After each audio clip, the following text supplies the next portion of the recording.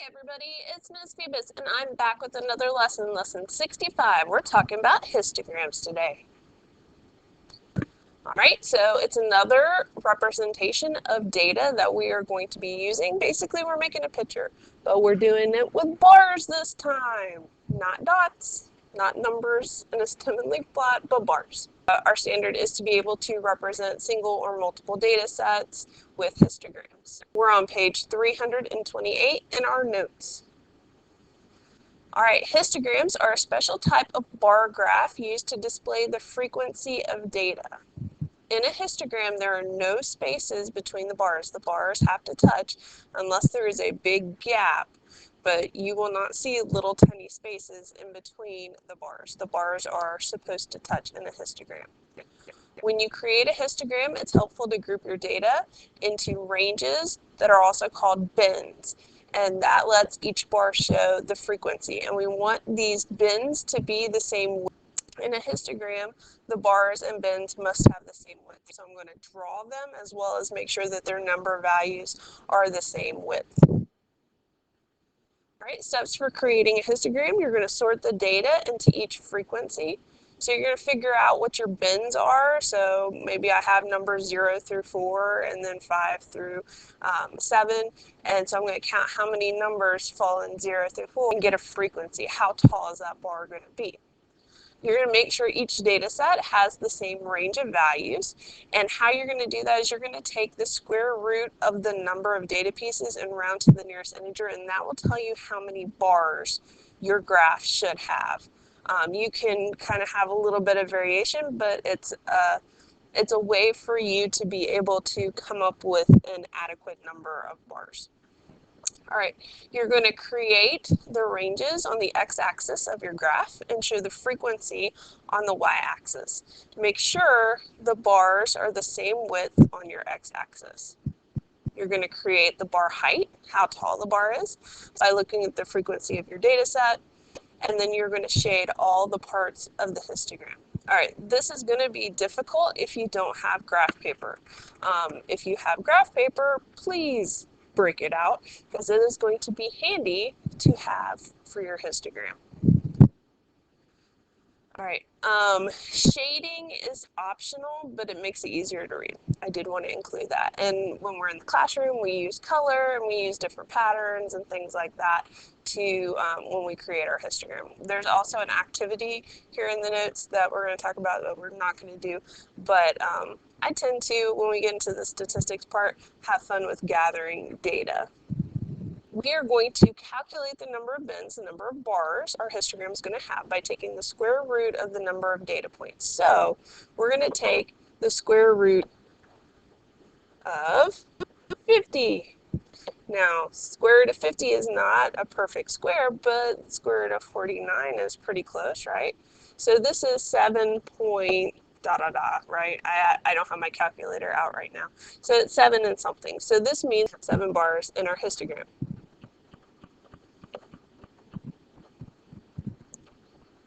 Right, so I want you to try number 2. Can you figure out how many bars should be in our histogram? Pause the video.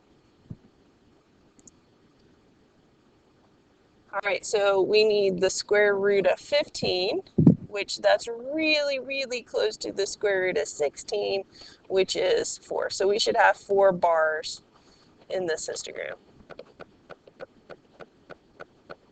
Okay, so this is the in-class activity. We would be measuring each other's head circumference, writing it up on the board, and then calculating a histogram for our class, and actually and drawing that histogram. And I've had one class in all the years that I've done this who had a perfectly symmetric histogram, and it was beautiful. And this would be where we would draw the histogram for our activity. You're going to watch me figure out how to create a histogram of these birds. They've got a Christmas bird count, and we've got different people in various locations spotting different species of birds, and so this is how many birds they found. What we want to do is we want to find the minimum and the maximum. That's a good idea of how low do I need to go and how high do I need to go. I see a low number of 152, and I don't think they're organized very well, but I think this is my upper end. Okay, so I also need to figure out how many bars I need. So it looks like there's 1, 2, 3, 4, 5, 6, 7. 7 by 3 is 21. The square root of 21 is really close to the square root of 25, so I would say we're looking at about 5 bars. I like to do the range and then divide that by 5 to figure out how many units would go in each one. So 228 minus 152, it's really close to being divisible by 5. So I'm going to put about 15 numbers in each of the bars. Okay, so that means that, and I don't really want to start here as this is usually 0. I don't really want to start there, but what I'm going to do is I'm going to kind of put these in, probably going to do some wider bars. So this is where my bar is going to start and where my bar is going to stop. And I want to make them the same width. So I know I'm going to have 5. So there's bar 1, here's bar 2, bar 3, bar 4, bar 5. 1, 2, 3, 4, 5. So I could make them wider. I do have space, but I don't have to make them super wide. All right, so what I'm going to do in between these is I'm going to write my, like how far out I'm going to go. So I'm going to go from 152, and I'm going to go ahead and add 15 to that. So that's going to be 167. Okay, and then I'm going to go 168, right? We're not going to have fractions of a bird.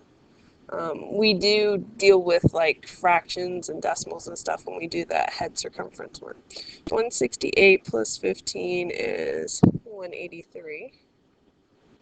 And this will be 184. So there's no gaps. We're not jumping over like any numbers or leaving anything out. So 199, 200, 215. I almost took that in the calculator. 216 to 231. Okay, so that's where we're going to fall, like our number values. And they're the same distance apart because I added the same value, 15, to each of those numbers. And then I just moved one up to get to the next bar. All right, if I'm going like this, and it just depends, I might want to spread these out, but it doesn't hurt to count by ones. So that right there should be 10. All right, so what we're going to do is we're going to count how many numbers fall between 152 and 167, and then that's how tall we'll make our bar, or a bar for our histogram. So 152, 1, 2, 3, 4, 5. Oh, I think they are in order. 6, 7, 8, 9. Okay, so we're going to bring this up here to 9.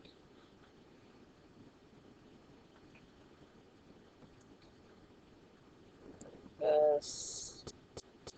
There we go. There is our first bar of our histogram.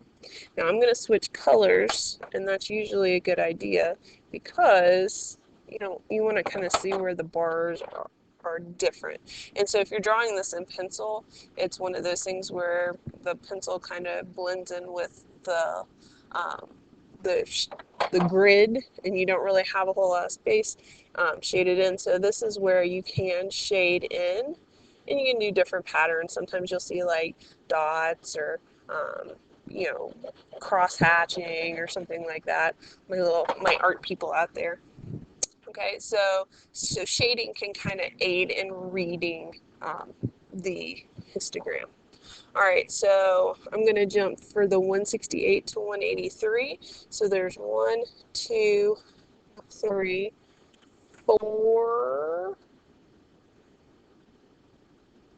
Oop, and I missed a 162. 5, and that'll be, we can fix that. Actually, I missed a couple numbers. All right. Yeah, we'll go back and fix that. So to 183. I think I got everything. So there's 5. 1, 2, 3, 4, 5.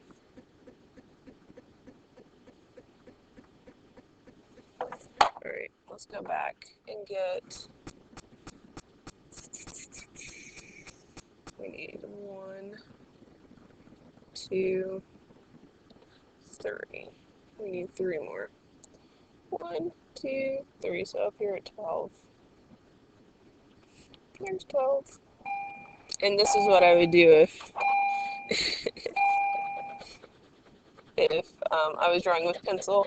I would just kind of cover it up a little bit. It happens. You miss things sometimes. All right. And then let's go in here and we'll do or like that. Okay. So then let's figure out 184 to 199. I think there's only one of those.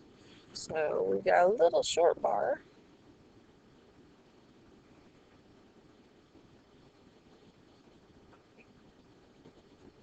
Should fill that in with blue. All right, 200 to 215. That's going to be 1, 2.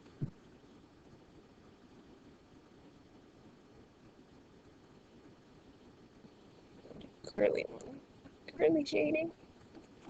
And then there is 1, 228. And then we're also going to talk about the shape of the graph like we did last time. So this has most of the data here. The tail is going out this way, so this is skewed to the right. But you don't have to do that on every graph. I did just think about it, and you could possibly be asked that kind of question. But the histogram itself, there's a lot of front-end work on how wide am I going to make my bars, how wide am I going to make my bins. These right here, these are your bin widths, like what number to what number. And you want them to be the same range, the same distance apart. So make sure that you are paying attention to what numbers you're picking to go through and figure out, what's going to go into each bar. And then it's just a counting process. And I even showed you that you can mess that up too. If you're not paying attention. I wasn't paying attention. All right, let's look at another one. Okay, so how many points do football teams score in the Super Bowl? Here are the total number of points scored by both teams in each of the 49 Super Bowl games. I know that there are more than 49, but this slide is from when there were 49 only. All right, so what I need you to do is I need you to think and try to figure out how many bars should we have in this histogram. Remember, we're taking the square root of the number of data points. We have 49 because of the 49 Super Bowls, right? So the square root of 49 is 7. So we should have 7 bars in our histogram. Question is, where do we start? What's the minimum? So I'm looking, I see 21. I think 21 is my smallest number. And then really your maximum, maximum, 69, 75, I think 75. We can do another quick scan, but I think 21 is the lowest, 75 is the highest. Yeah, so let's figure out the range there. So 75 minus 21 is 54, and then I'm going to divide that by 7, so it's not going to be perfect, but it's about 7 to 8. So I'm going to go with, let's let's do 8. 8 numbers in each bar. So I'm going to start with 21, and I've got to fit 7 bars here. So I'm going to try to do them 4 part. So bar 1, bar 2, bar 3, 4, 5, 6, 7. We can put 7 on there. Okay. So then now I'm going to start with my lowest number, which is 21, and I'm going to make sure that there are 8 numbers in here. So 21 plus 8 is 29. So pretty much all the 20s are in there. Then we're going to do 30 because we don't have any fractions or anything, to 38. And then we're going to do 39. 39 plus 8 is, what, 47? We're going to do 48. 48 plus 8 is 56. 57 plus 8 is 65. And then 66 plus 8 is 74. And then 75. And then we've got plus 8 is, I think I even went over. I've got my highest number here. I might have been able to do 7s, but you kind of have to choose something at some point in time. So it's okay if there's only one number in here, but it's going to look like more. 75 plus 8 is 83. And 2, you definitely have to make sure 0 is down at the bottom. 0 is always at the bottom. I had some kids one year, they made 1 at the very bottom. It's like, that means your bar has no height, yet it has height. So if we go beyond this, I might have to go back and fix it, but I can fit 12. I think we should be okay. All right, so hopefully I can count this time. 21 through 29. So I need 1, 2, 3, 4, 5. So 5. So my bar is going to go up to 5. That's going to go up to 5. Here we go. Shade that one in. I like the shading. I like color too, but that's just me. All right, then we're going to do 30 through 38. So 1, 2, 3, 4, 5, 6, 7, 8, 9, 10. So let's go up to 10. So that's 5. There's 10.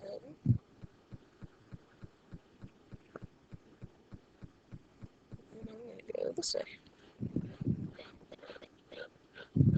Because of why not? Alright. And then we're going to do 39 through 47. So 1, 2, 3, 39 through 47. 4, 5, 6, 7, 8, 9, 10.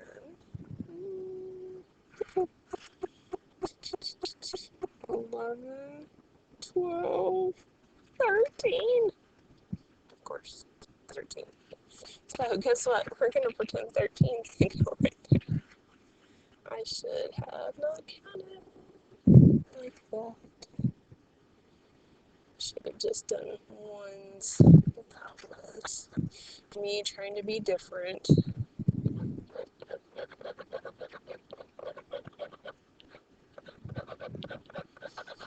Alright, there's my graph there. And then we're going to do 48 through 56. 1, 2, 3, 4, 5, 6, 7, 56, 8, 9, 10, 11, 11. So that's here. And sometimes I like to mark that so that when I come up, I know where to stop. You can use a ruler if you're like really all about that precision stuff. That's not necessary. Let's do 57 through 65. 57 through 65. 1, 2, 3, 4, 5. There.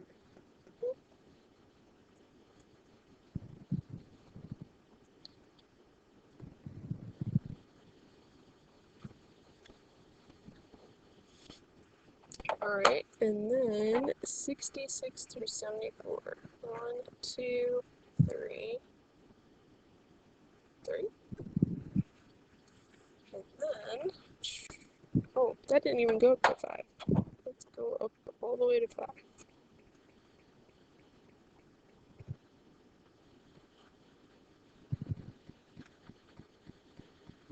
It's hard to go back and like redo just part of these. So you can see all my mistakes. Alright, the other one was 3, right? So there's 1, there's 2, there's 3. And then let's see, we can do smiley faces. Why not? Aren't they cute? Okay. And then we only have 175, right? Just color it over. And there is our histogram. It's got 7 bars. All the numbers that those bars contain are spaced evenly. And I've got my height down. I made a mistake. I probably shouldn't count by 2s. Counting by 1s would probably be safer. But there's our histogram. And I would say it's pretty symmetric. It does have a little bit more data on the right-hand side, but it's pretty symmetric, roughly symmetric. It does have a little bit of a tail. All right, so the shape of our histograms, when we have the majority of the data on the right side, it's skewed to the left. Remember our tails. When the data is relatively evenly distributed, we have a symmetric histogram. And then when the majority of the data is on the left-hand side and the tail goes to the right, it's skewed right. All right, so graphing histograms on the graphing calculator. You're going to hit second and y equals, and you're going to turn your stat plot on by pressing enter twice. Enter.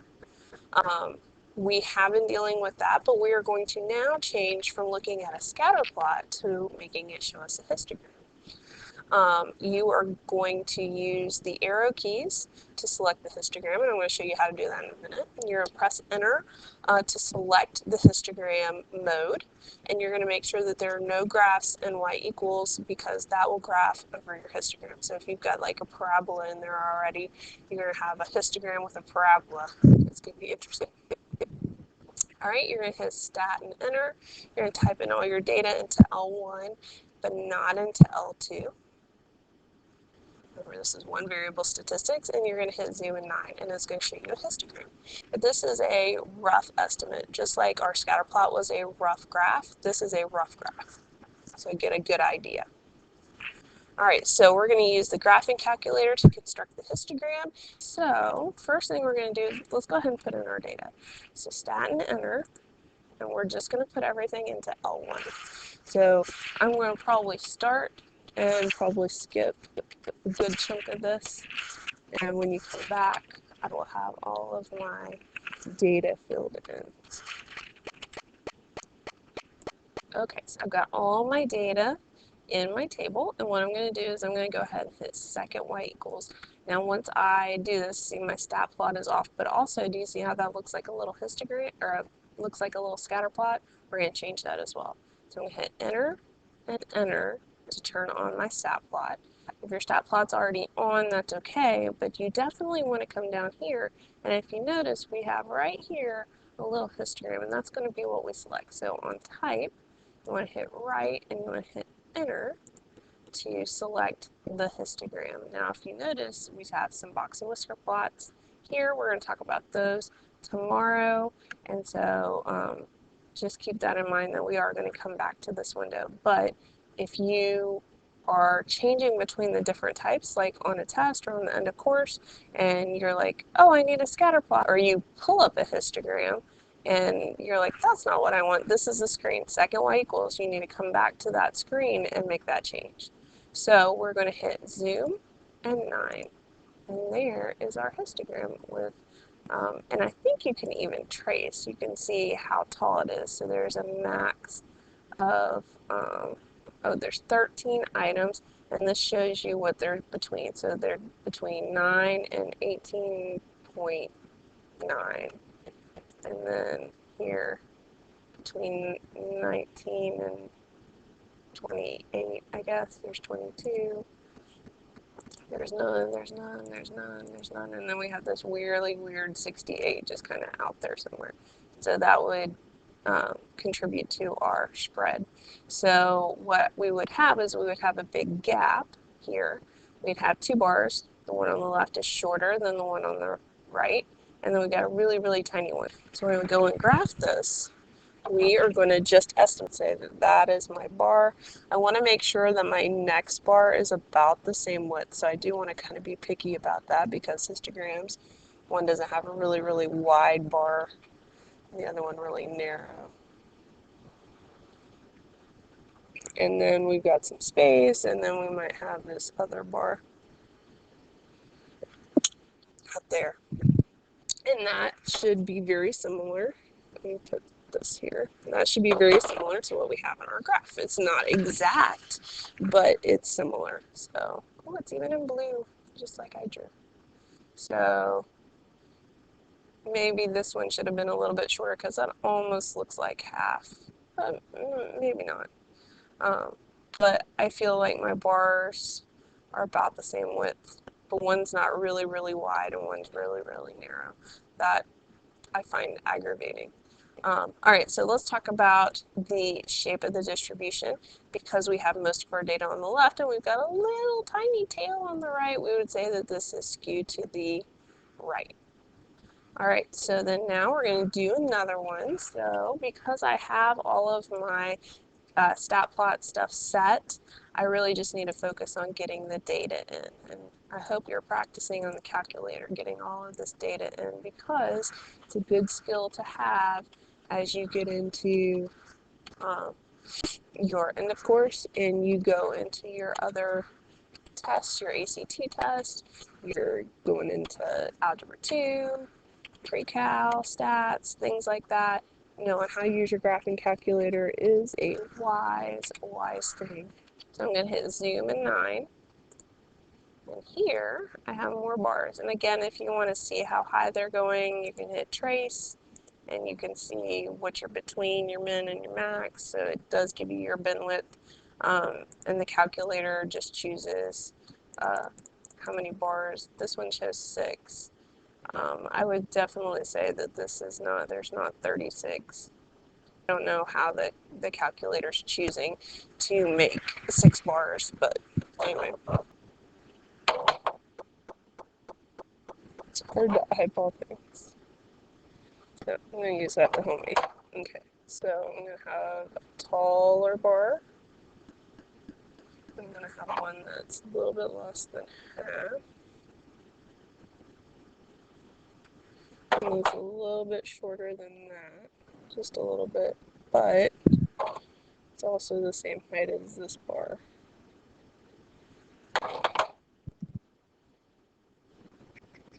Okay, and then I've got some smaller ones, so and they are the same height as well. They're like right down here.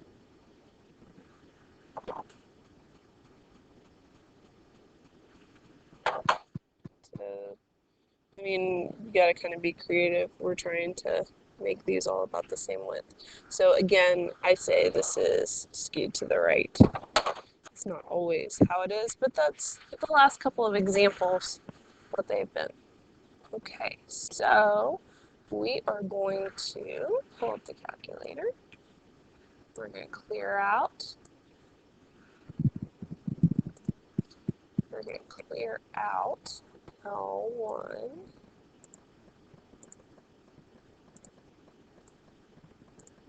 And then we're going to put in the data. So I'm going to pause the video, put in my data, and when you come back, I'll have already done it, and you should probably do the same thing. So pause the video now. All right, I'm back. And we're going to do zoom 9, There is our graph, so you would want to sketch that here, and I've already done a couple of those. This is skewed to the right. Now let's talk about a couple of things that you can't tell from a histogram. So from a given histogram, you cannot tell the mean or the median or the mode. You might be able to tell the range, but not a very accurate range.